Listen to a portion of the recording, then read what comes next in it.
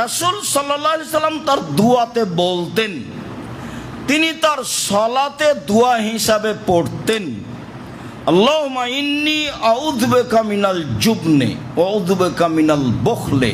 হে আল্লাহ, আমি তোমার কাছে বাঁচতে চাচ্ছি ভীরুতা হতে। মানে ভয় পাওয়া, এই হবে সেই হবে, এই করো না সেই করো না, এটা একটা দুর্বলতা। দিনই কাজে আমি যেন ভীরু না হই, এই ব্যাপারে তুমি আমাকে বাঁচাও। আল্লাহুম্মা ইন্নী আউযু বিকা মিনাল জুবনি, আমি তোমার কাছে কাপুরুষতা পরিচয় দেওয়া হতে বাঁচতে চাচ্ছি। দিন ধর্মের কাজ কোনোদিনই এমনি এমনি হয়নি। রাসূল সাল্লাল্লাহু আলাইহি সাল্লামের কি ঠেকা বেঁধেছে মাঠে, তরবারি নিয়ে যুদ্ধ করতে হবে, দোয়া করলেই তো হয়। দোয়া তো করলেন বিচারের মাঠে, কিন্তু যুদ্ধও তো করলেন। যখন দেখলেন যে মাত্র 313 জন মানুষ, এতগুলি বিরোধী শত্রু, তখন হাত তুলে বলতে লাগলেন, আল্লাহুম্মা, হে আল্লাহ, ইন তুহলিক হাযিহিল ইসাবা লা তুবাদু ফিল আরজি লা ইয়াউমিল কিয়ামা, আজকে যদি তুমি 313 জন লোককে ধ্বংস করে দাও, কিয়ামত পর্যন্ত তোমাকে ডাকার মতো কোনো মানুষ থাকবে না। এইভাবে তিনি যুদ্ধের মাঠে হাত তুলে দোয়া করতে লাগলেন। এক পর্যায়ে আবু বকর সিদ্দিক গায়ে হাত দিয়ে বলছেন, ইয়াকফিকা, যা দোয়া করেছেন এটাই যথেষ্ট, আর লাগবে না। ইয়াকফিকা, যা দোয়া করেছেন এটাই যথেষ্ট, আর লাগবে না। দোয়া করতে করতে গায়ের যে জামা ছিল, যে গায়ের যে কাপড় ছিল, চাদর, সেটা একবারে ঝুলে নিচে পড়ে গেছে। বলতেই আছে,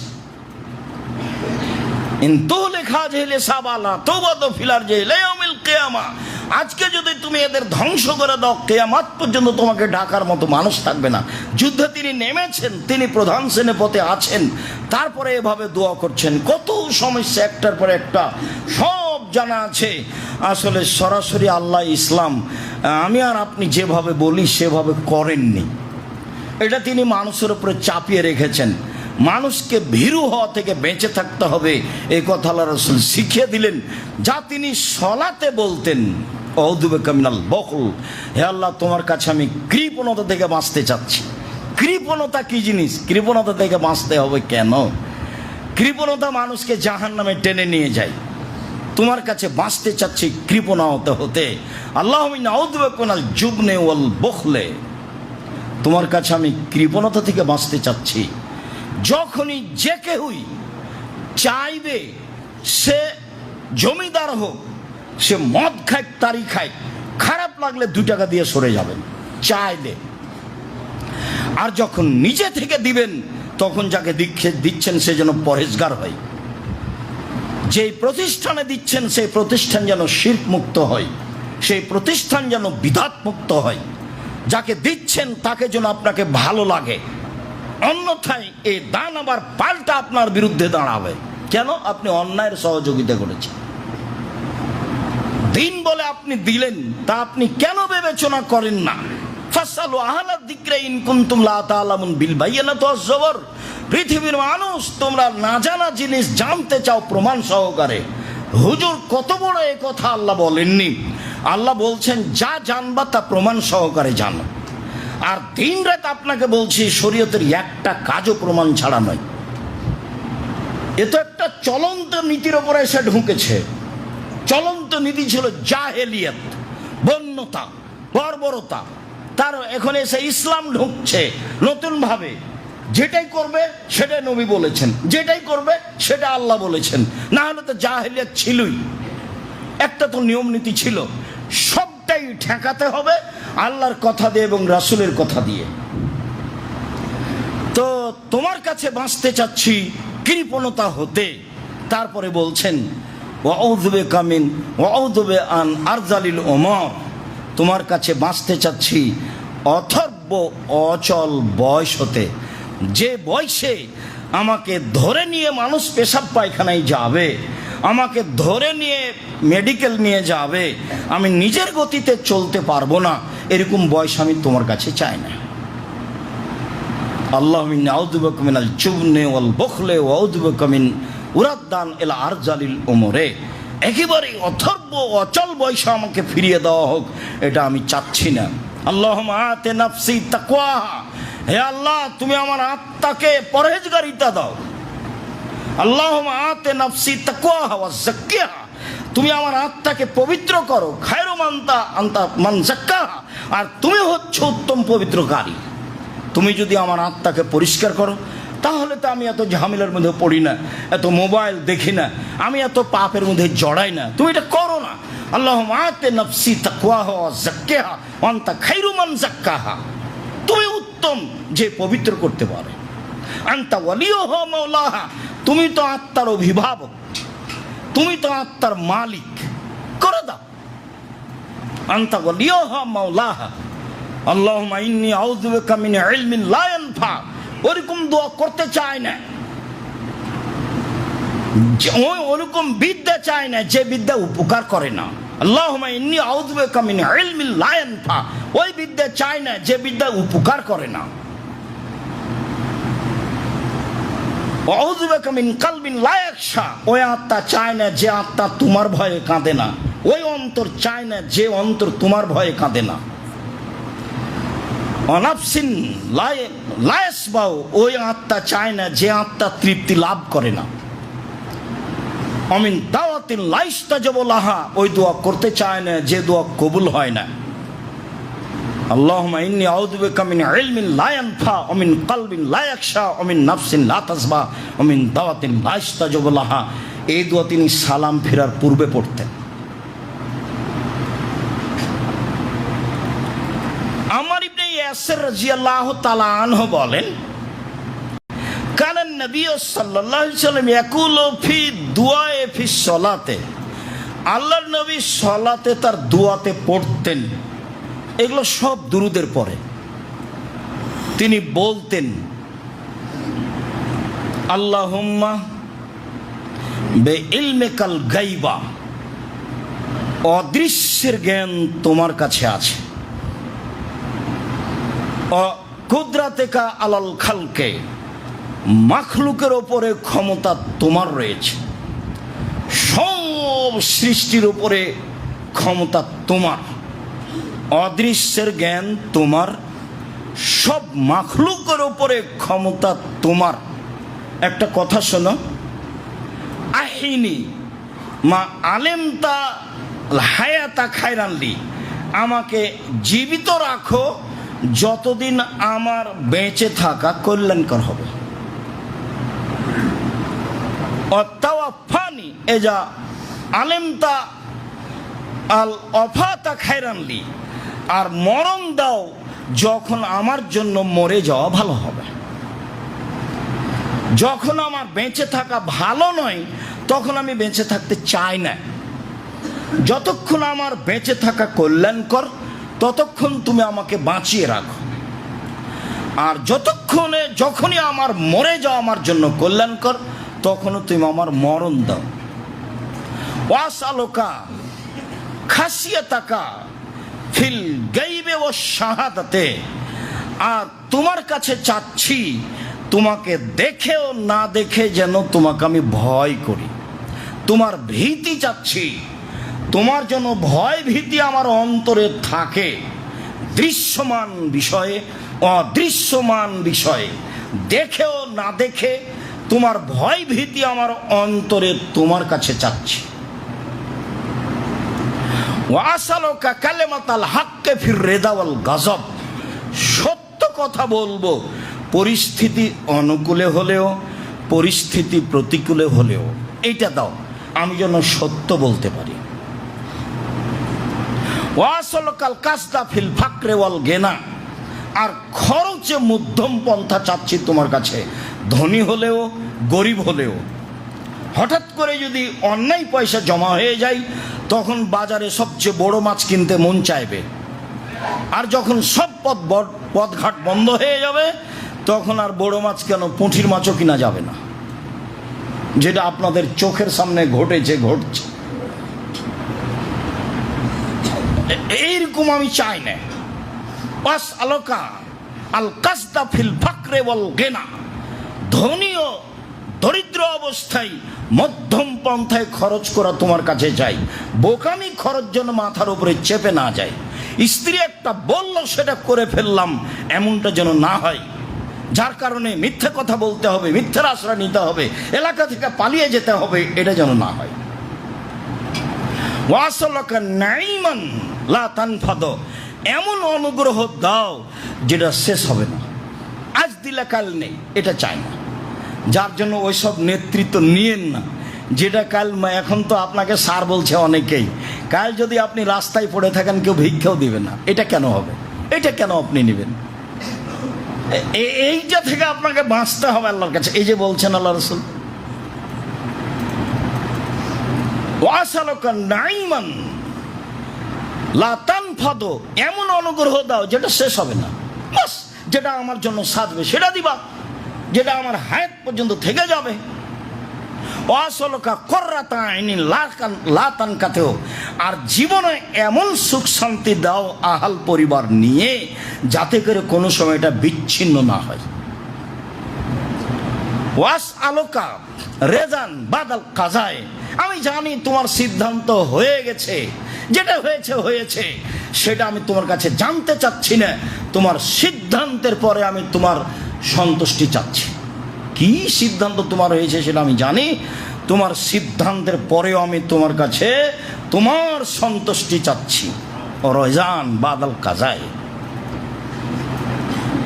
ওয়া আসআলুকা বারদাল আইসে বাদাল মন্তে, মরণের পরে শান্তিপূর্ণ জীবন চাচ্ছি। মরণের পরে একটা জীবন আছে, মরণের পরে শান্তিপূর্ণ জীবিকা চাচ্ছি, মরণের পূর্বে শান্তিপূর্ণ জীবন চাচ্ছি। ওয়াসালুকা লাজ্জাতান নজরে ফি ওয়াজহিকা, আর তোমাকে দেখে চক্ষুর সন্তুষ্টি চাচ্ছি, তোমাকে দেখব খুশি হয়ে যাব, তোমাকে দেখার সন্তুষ্টি চাচ্ছি। অশৌকা এলা লেখা একা, তোমার সাথে সাক্ষাতের জন্য প্রস্তুত, আগ্রহী আমি। পাপ থাকলে তো ভয় হবে, জিল্লা বিভ্রান্তিকর কোনো কথা, হুদাতান মুহতাদিনা, আর হেদায়েত প্রাপ্তদের হেদায়েত দাও, যাদেরকে হেদায়েত দিয়েছো ওদেরটা দাও আমাকে। আমি এমনি এটা সেটা চাই না। ইহদিনাস সিরাতাল মুস্তাকিম সিরাতাল্লাযিনা আনআমতা আলাইহিম, ওদের পথ দেখাবা যাদের প্রতি তুমি দয়া অনুগ্রহ করেছো। আমি এমনি কোনো সাধারণ পথ চাই না। গায়রিল মাগযুবি আলাইহিম ওয়ালাদ যাল্লিন, যারা ভ্রান্ত, যারা অভিশপ্ত, ওদের পথ আমি চাচ্ছি না। অনেক প্রশংসা করে তোমার দরবারে বলছি যে তুমি আমাকে হেদায়েত প্রাপ্তদের হেদায়েত দাও। রাসূল সাল্লাল্লাহু আলাইহি ওয়াসাল্লাম এই দোয়া পড়তেন। আপনি সালাতের পরে নিয়ে যান ওই যে সালাতুর রাসূল রাসূল সাল্লাল্লাহু আলাইহি সাল্লাম বলাম প্রচালিত সালাত, সালাম ফেরার পূর্বে। কেন যে আপনি মুখস্থ করেন না? আমি কি বলি আপনাকে, আপনাকে তো আমি ভালোবাসি, এ কথাই ঠিক। আপনি আমার দিনী ভাই, এ কথাই ঠিক। আপনি আমার দিনী বোন, এ কথাই ঠিক। আমি কি দোয়া মুখস্থ করে দিব? এটি কি হবে? আপনি আসলেন দাওয়াত সেন্টারে জুমার সালাত আদায় করতে, আর আমি কিছু উপকার করতে পারলাম না, এটা আমি চাইনি কোনোদিন। আর গতানুগতিকভাবে খুতবায় আসলেন, মুসলমান হিসেবে জুমার দিন যেতে হয় তাই এসেছি। তাহলে তো বাড়ির পাশে জুমা মসজিদ আছেই, মুসলমান হিসাবে জুমার দিন মসজিদে যেতে হয়, না হলে ছেলে মেয়ে কি বলবে, বউ কি বলবে। বউ খারাপ, কিন্তু বলে তোমার জুমার দিনও গেলে না, জুমার দিনও সালাত আদায় করলে না, এই কথাটা বলে, এভাবেই হোক বলে আর কি। তা আপনি তো এসব নন, আপনি এসেছেন যে কিছু শেখার জন্য। আর আমরা প্রত্যেক দিনই আপনাকে মুখস্থ করে একটা ধর্ম বিষয় জানাতে চাচ্ছি। আপনি যদি আসেন আর যান, তাহলে আমি কি উপকার করতে পারি আপনার? সম্মানিত দিনী ভাই বোন, রাসূল সাল্লাল্লাহু আলাইহি সাল্লাম আরও দোয়া পড়তেন, যেগুলো আপনি বিভিন্ন বই পুস্তকে পেয়ে যাবেন, আমাদের দোয়ার বইয়ে পেয়ে যাবেন। ধারাবাহিকভাবে এই দোয়াগুলি দেওয়া আছে, আর শেষে দেওয়া আছে যেসব কারণে দোয়া কবুল হয়। তো একটু সালাম। আনাস রাদিয়াল্লাহু তাআলা আনহু বলেন, কানা নবী সাল্লাল্লাহু আলাইহি সাল্লাম ইসাল্লিমু আন ইয়ামিনিহি ফায়াকুলু আসসালামু আলাইকুম ওয়া রাহমাতুল্লাহ। আল্লাহ রাসূল যখন বলতেন ডানে আসসালামু আলাইকুম ওয়া রাহমাতুল্লাহ, ফা নারা আও আরা বায়াজাল খাদ্দে খাদ্দিল আয়মান, আমরা তার গালের ডান দিকের শুভ্রতা দেখতে পেতাম। এমনভাবে সালামটা ফিরলেন যে আমরা তাকালে দেখতে পাচ্ছি তার গালের শুভ্রতা। তিনি তো সাদা মানুষ, সুন্দর রূপ চেহারা। আয়েশা রাদিয়াল্লাহু তাআলা আনহা বলেন তার এমন চেহারা ভিন্ন ধরনের ছিল, যেটাকে মনে হতো যে আমি মুখের পাশে যদি সুই সুতা নিয়ে যাই তাহলে আমি সুয়ের ছিদ্রে সুতা দিতে পারবো। এভাবে আয়েশা রাদিয়াল্লাহু তাআলা আনহা বলেন। তারপরে বই যেটা আছে আব্দুর রহিমের তো আছেই, রাসূল সাল্লাল্লাহু আলাইহি ওয়াসাল্লাম দেখতে যেমন ছিলেন, বইটা পড়তে হবে। তাহলে রাসূল সাল্লাল্লাহু আলাইহি ওয়াসাল্লাম দেখতে কেমন ছিলেন, রাসূল সাল্লাল্লাহু আলাইহি ওয়াসাল্লাম দেখতে যেমন ছিলেন, বইয়ের নাম এটা খুঁজে বের করতে হবে। আর দোয়ার জন্য এইগুলো, তাহলে রাসূল ডান দিকে বলতেন আসসালামু আলাইকুম ওয়া রাহমাতুল্লাহ, বাম দিকে বলতেন আসসালামু আলাইকুম ওয়া রাহমাতুল্লাহ। সালাম ফিরার পূর্বে যদি আরও কিছু দোয়া পড়তে চান সেগুলো এ দোয়ার আগেই হতে হবে, সেগুলো দুরুদের পরে হতে হবে, যেগুলোকে বলেছি প্রশংসা হিসাবে। যে সাদ রাদিয়াল্লাহু তাআলা আনহু বলেন রাসূল সাল্লাল্লাহু আলাইহি সাল্লাম একটা লোককে দোয়া করতে শুনলেন। লোকটা বলল আল্লাহুম্মা ইন্নী আসআলুকা বিআন্নাকা আনতাল্লাহ, আমি তোমার কাছে চাচ্ছি কেন, এই জন্য যে তুমি আল্লাহ, লা ইলাহা ইল্লা আনতাল আহাদ, তুমি একক, আল্লাহুস সামাদ, নিরপেক্ষ মুখাপেক্ষীহীন, লাম ইয়ালিদ, তুমি কাউকে জন্ম দাওনি, ওয়ালাম ইউলাদ, তুমি কারো থেকে জন্ম নাওনি, ওয়ালাম ইয়াকুল লাহু কুফুয়ান আহাদ, তোমার সমকক্ষ কেউ নেই। এবার আল্লাহ রাসূল বলছেন দা বে ইসমিহিল আযম, লোকটা আল্লাহর ইসমে আজম দিয়ে দোয়া করেছে, আল্লাহর বড় নাম দিয়ে দোয়া করেছে। আল্লাহ যে দাবেহি, যে ব্যক্তি এটা দিয়ে দোয়া করবে উস্তুজিবা, তার দোয়া কবুল করা হবে। ওই যে সালা উতিয়া, চাইলে দেওয়া হবে। তো এটা হলো ইসমে আজমের অন্তর্ভুক্ত। আল্লাহুম্মা ইন্নী আসআলুকা বিআন্নাকা আনতাল্লাহ লা ইলাহা ইল্লা আনতাল আহাদুস সামাদুল্লাযী লাম ইয়ালিদ ওয়া লাম ইউলাদ ওয়া লাম ইয়াকুল লাহু কুফুয়ান আহাদ। অন্য বর্ণনায় একজন সাহাবী সালাতে দোয়া করছেন, সালাত শেষে আল্লাহ রাসূল শুনলেন। তো সাহাবী বলছেন যে আল্লাহুম্মা আনতাল্লাহ, আল্লাহুম্মা ইয়া আল্লাহ, হে আল্লাহ তুমি আল্লাহ, লা ইলাহা ইল্লা আনতাল আহাদুস সামাদুল্লাযী লাম ইয়ালিদ ওয়া লাম ইউলাদ ওয়া লাম ইয়াকুল লাহু কুফুয়ান আহাদ। এই কথা বলার পরে বলছে যে আনতাগফিরালি, তুমি আমাকে ক্ষমা করো, ফাইন্নাকা আনতাল গাফুরুর রহিম, তুমি ক্ষমাশীল, তুমি দয়াশীল। তাহলে ইসমে আজমের পরেও এটুকু বলা যাবে। আর অন্য এক বর্ণনায় এসেছে যে বলা হচ্ছে ইয়া হান্নান আল মান্নান বাদিউস সামাওয়াতি ওয়াল আরদ ইয়া দাল জালালি ওয়াল ইকরাম ইয়া হাইয়্যু ইয়া কাইয়্যুম আসআলুকা, ইয়া হান্নান ইয়া মান্নান বাদিউস সামাওয়াতি ওয়াল আরদ ইয়া দাল জালালি ওয়াল ইকরাম ইয়া হাইয়্যু ইয়া কাইয়্যুম আসআলুকা, তোমার কাছে চাচ্ছি। কি চাচ্ছেন? তো এখন বলেন কি চাচ্ছেন। আমি দয়াশীল, এটাই বলেন। আর যদি আপনার অন্য কিছু বা চাওয়ার ইচ্ছা থাকে আপনি বলেন। কিছুই যদি মনে না থাকে রব্বানা আতিনা ফিদ দুনিয়া হাসনাতাও ওয়া ফিল আখিরাতি হাসনাতাও ওয়া কিনা আযাবান্নার, আমার একটা পরামর্শ আগে থেকে আছে, সেটা আপনি বলতে পারেন। সেটা হলো রব্বির হামহুমা কামা রব্বায়ানি সাগীরা। বলার তো সুযোগই হয় না, মনেই তো থাকে না। মাটি দিয়ে চলে এসেছি, বাস শেষ। ছবি না হয় রেখেছি মায়ের, ছবি না হয় রেখেছি বাপের, কিন্তু দোয়া পড়তে হবে এইটা তো অত ভাবি না। এটা তো একটা ঝামেলার কাজ, দোয়া পড়তে হবে। তা বহুদিন বলেছি এইভাবে ছবি রেখে কোনো লাভ নেই। ছবিটা ছিঁড়ে ফেলে দেন, কাঠে যে সুন্দর করে সাজিয়েছেন ওটা ভেঙে ফেলে দেন, ওই সম্মান লাগবে না। আপনি সালাম ফিরার পূর্বে বলেন রব্বির হামহুমা কামা রব্বায়ানি সাগীরা। সকল পুরুষ নারী যারা মুসলমান হয়েছে সবকে ক্ষমা করো। আল্লাহুম্মা গফির লিআবিল মাহাদিন ওয়াফসালাহু ফি কবরিহি ওয়া নাব্বির লাহু ফিহি, আল্লাহ তুমি আমার বাপ মাকে ক্ষমা করো, তাদের উচ্চ মর্যাদা দান করো, তুমি তাদের কবরের শাস্তি মাফ করো, তুমি তাদের কবরকে আলোকিত করো। দোয়া পড়েন, যেভাবে আপনার সহজ হয়। সালাম ফেরার পূর্বে আপনি ইচ্ছামত দোয়া পড়েন। বুখারী মুসলিমের হাদিসের শেষ অংশটি আবারও আজকের মতো বলে কথা শেষ করি।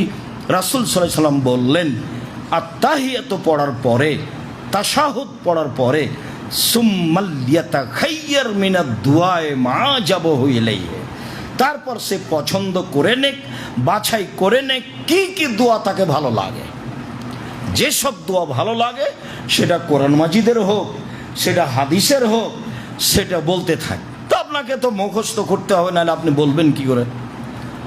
কিছুই যদি মনে না থাকে তো যেটা আগে থেকে মনে আছে সেটাই বলেন। রব্বানা আতিনা ফিদ দুনিয়া হাসানাতাও ওয়া ফিল আখিরাতি হাসানাতাও ওয়া কিনা আযাবান্নার, এটা তো আছে আগে থেকে। রব্বি ইন্নী যালামতু নাফসি ফাগফিরলি রব্বিগফির ওয়ারহাম ওয়া আনতা খায়রুর রাহিমিন আন্নী মাসানিয়াদ দুররা ওয়া আনতা আরহামুর রাহিমিন। এগুলো তো বড় বড় দোয়া, ছোট ছোট কিন্তু অনেক বড় দোয়া। দোয়া ছোট কিন্তু অনেক বড়, অনেক বড় দোয়া। এক থাপ্পড় দিয়ে মানুষ হত্যা করে দিয়ে দিন রাত বলতে থাকলেন মুসা আলাইহিস সালাম, রব্বি ইন্নী যালামতু নাফসি ফাগফিরলি, হে আমার প্রতিপালক, আমার আত্মার প্রতি আমি জুলুম করেছি, তুমি আমাকে ক্ষমা করো। তবে ইউনূস আলাইহিস সালাম ক্ষমা চাননি। ইউনূস আলাইহিস সালাম স্বীকৃতি দিয়েছেন আমি অপরাধী। লা ইলাহা ইল্লা আনতা সুবহানাকা ইন্নী কুনতু মিনাজ জালিমিন, তুমি ছাড়া কোনো মাবুদ নাই, তোমার পবিত্রতা ঘোষণা করি আমি অপরাধী।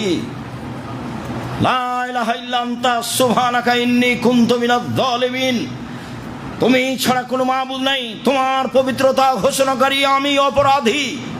এই কথা বারবার বলছেন। আল্লাহ বলছেন ইউনূস যদি এই দোয়া না পড়তো কিয়ামত পর্যন্ত আমি তাকে মাছের পেটেই রেখে দিতাম। তারপরে বলছেন পৃথিবীর যে কোনো মানুষ যে কোনো বিপদে ইউনূসের দোয়া পড়বে, আমি তাকে বিপদ থেকে উদ্ধার করব। এর অর্থ এই নয় যে ১৬ লক্ষবার দোয়া ইউনূস পড়বে। একেবারে ডাহা মিথ্যা কথা। মানুষ কি ১৬ লক্ষবার দোয়া ইউনূস পড়তে পারে? ১০০০ বার টিকাতে পারবে না, তাহলে ১৬ লক্ষ কেমনে হয়? কথাটাই মিথ্যে, কথাটাই জঘন্য, কথাটাই একটা বোকামি। কি করে একজন পীর বলতে পারে? কি করে একজন মহিলা মেনে নিতে পারে? কি করে একজন পুরুষ মেনে নিতে পারে? তাহলে তো দেয়ানবাগির মতো কথাই হলো। তাহলে তো আব্দুল কাদের জেলানির মতো কোথায় যাচ্ছে না, আল্লাহর বিচার ভুল হয়ে গেছে এজন্য যাচ্ছে। আমি আল্লাহকে বললাম আমার ছেলে কোথায় গেছে, তো আল্লাহ বলছে দেখলাম আল্লাহ চিন্তিত। দেওয়ানবাগি বলছে আল্লাহ এখন চিন্তিত, তার ছেলে কোথায় গেছে। রাসূল সাল্লাল্লাহু আলাইহি সাল্লামের মেয়ের সাথে তার বিবাহ হয়েছে। কত নাউজুবিল্লাহ, কত অহেতুক কথা। বিচার একদিন হবে। রাসূল সাল্লাল্লাহু আলাইহি সাল্লামের কটূক্তি করেছে যারা, তারা হত্যার যোগ্য, তাদের বেঁচে থাকার কোনো সুযোগ নেই। রাসূল সাল্লাল্লাহু আলাইহি সাল্লামের পরিবার ও মানুষের জন্য বিপজ্জনক ব্যাপার। মন্তব্যই মানেও হারিয়ে গেছে। ইয়াহদি বিহি কাসীরা ইউযিল্লু বিহি কাসীরা। আল্লাহ কোরআন মাজিদ দিয়ে বহু মানুষকে ভ্রান্ত করেন, বহু মানুষকে হেদায়েত দেন। তোমার মেনে নিতে আপত্তি হলো কোথায়? আবু বকর সিদ্দিকের মতো করে মেনে নিতে হবে। আবু বকর সিদ্দিক রাদিয়াল্লাহু তাআলা বললেন, কি ব্যাপার, মুহাম্মদ কি সত্যই বলছেন যে রাতে রাতে তিনি বাইতুল মুকাদ্দাসে গেছেন, মসজিদে কাবা ঘর থেকে, আবার বাইতুল মুকাদ্দাস থেকে সপ্তম আকাশের উপরে গেছেন? বলে হ্যাঁ সত্যই বলছেন। উনি যদি বলে থাকেন তাহলে আমিও মেনে নিলাম সত্য। এর নাম বিশ্বাস? এই তো বাহ্যিকভাবে মেনে নেওয়ার কোনো প্রশ্নই আসে না। এটা হয় কি করে? কত দূর মক্কা থেকে সেই বাইতুল মুকাদ্দাস কিভাবে গেলেন বললেই হবে। তারপর ওখান থেকে সপ্তম আকাশের উপরে চলে গেলেন। একের পর কত কথা হলো, সবকে মেনে না বলছে। আবু বকর সিদ্দিক বললেন, শোনো, মুহাম্মদ সাল্লাল্লাহু আলাইহি সাল্লাম যদি বলে থাকেন হ্যাঁ তাহলে এটাই সত্য, আমিও মেনে নিলাম। তার নাম হচ্ছে ঈমান। মুহাম্মদ সাল্লাল্লাহু আলাইহি সাল্লামের 13 জন স্ত্রী, এ কথাই ঠিক, আমাকে মেনে নিতে হবে। কটু মন্তব্য করলে আপনার ঈমান হারিয়ে গেছে, এটাই ঠিক। এটাও আপনার জন্য পরীক্ষা। তার পারিবারিক জীবন আপনার জন্য পরীক্ষা। মন্তব্য কিসের? আপনার ঈমান পরীক্ষার জন্য এগুলো পথঘাট। সম্মানিত দিনী ভাই বোন, আমি আপনাকে আল্লাহকে সন্তুষ্ট করার আশায় দোয়া পড়ার জন্য আন্তরিকভাবে অনুরোধ জানাচ্ছি। আমরা সলাতের এক পর্যায়ে শেষের দিকে চলে এসেছি। এরপরে যা আসবে, এখন সালামের পরে যেসব জিকির আজকার সেটা থাকবে। আজকের কথার শেষ কথা আপনাকে আমি অনুরোধ জানাচ্ছি, অবশ্যই আপনি তাশাহুদ পড়ার পরে, দুরুদে ইব্রাহিম পড়ার পরে স্মরণে রেখে কিছু বলবেন, কিছু চাইবেন। অন্তরে যেটা আছে সে নিয়ে রব্বানা আতিনা ফিদ দুনিয়া হাসনাত ওয়া ফিল আখিরাতি, এটা বলেন, অতেই হবে। কিছু বাপ মায়ের জন্য বলেন আল্লাহুম্মা নাসআলুকাল হুদা ওয়াত তুকা ওয়াল আফাফা ওয়াল গিনা। যেসব দোয়া পড়ছিলাম এসে যদি আপনাকে দোয়া লম্বা মনে হয় তাহলে ছোট ছোট যান, মুখস্থ করে বলতে পারলে ভালো হবে, নিজের ভাষাতে চলবে না। দেখেন এই নামাজ শিক্ষা বইয়ে, সলাৎ শিক্ষা বইয়ে নিজের ভাষা চলবে না, এই কথা বলা হয়েছে। সে যেই বলুক না কেন কালামুন নাস, মানুষের কথা সলাতে চলবে না। যদি মানুষের কথা আমারটা চলে তাহলে ইমাম আবু হানিফার নাম দিয়ে বলা হয়েছে যে উনি বলেছেন ফার্সি ভাষায় দোয়া করা যাবে, তাহলে ফার্সি ভাষায়ও চলবে, তাহলে ইংরেজি ভাষায় চলবে। সলাতের মধ্যে সবাই নিজ নিজ ভাষা বলতে পারবে। তো রাসূল সাল্লাল্লাহু আলাইহি ওয়াসাল্লাম বলছে লা ইয়াসলুহু কালামুন নাস, মানুষের কথা এখানে চলে না। দোয়ায়ে মাসুরা যেগুলো বর্ণিত দোয়া রাসূল সাল্লাল্লাহু আলাইহি ওয়াসাল্লামের পক্ষ থেকে, সেগুলোই বলতে অভ্যাসী হতে হবে। আর দোয়া ওয়াল মাসুর মানে রাসূল থেকে বর্ণিত দোয়া। আমরা মনে করেছি আরবি ভাষা দোয়ায়ে মাসুরা মানে এই দুটা, আল্লাহুম্মা ইন্নী যালামতু নাফসি এটা একটা, আর আল্লাহুম্মা ইন্নী আউযু বিকা মিন আযাবি জাহান্নাম এটা একটা। জি না, আর দোয়াল মাসুরান রাসূলুল্লাহ সাল্লাল্লাহু আলাইহি ওয়াসাল্লাম, রাসূল থেকে যত দোয়া বর্ণিত আছে তার দুই একটা আপনাকে নমুনা হিসাবে পেশ করলাম।